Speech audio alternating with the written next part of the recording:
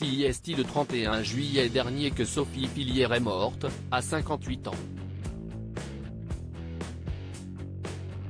Ce vendredi 11 août, un grand nombre de personnalités lui a fait un dernier adieu, aux obsèques. Le 31 juillet dernier, la réalisatrice Sophie Fillière est morte, plongeant le 7e art en deuil. Notamment connue pour Un chat ou La Belle et la Belle, la cinéaste est décédée à l'âge de 58 ans, selon les informations du journal Libération. Des informations recueillies auprès de ses proches, elle est décédée paisiblement dans la matinée à l'hôpital, n'ayant pas de doute sur l'issue de sa maladie. Ce 11 août, place aux obsèques de Sophie Fillière au crématorium du cimetière du Père-Lachaise à Paris.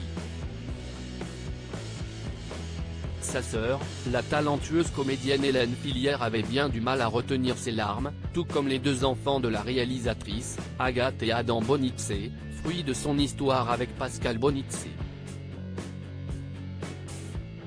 Mais ce fut aussi le cas de Sandrine Kiberlin, qui a laissé exploser son chagrin lors de cet enterrement, qui a fait se déplacer un grand nombre de personnalités.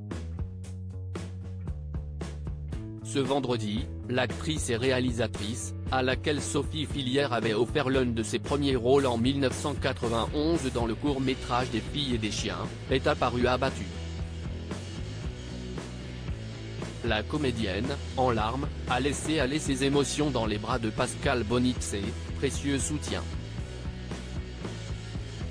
Les spectateurs ont vu une dernière fois à l'écran Sophie Fillière dans la Palme d'Or du 76e Festival international du film de Cannes, Anatomie d'une chute de Justine Triet, la seule de ses consoeurs pour qui elle a accepté de jouer les actrices.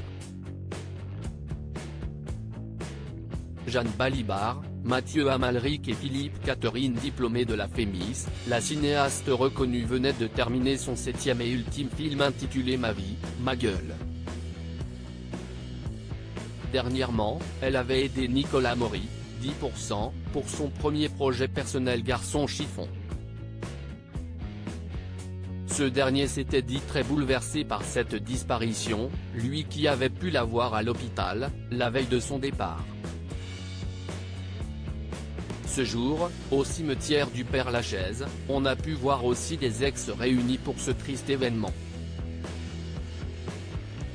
En effet, Jeanne Balibar et Mathieu Amalric étaient tous deux présents. Ils ont pu retrouver ce jour, Philippe Catherine, Jackie Berroyer, Emmanuel DeVos, Valérie Donzelli.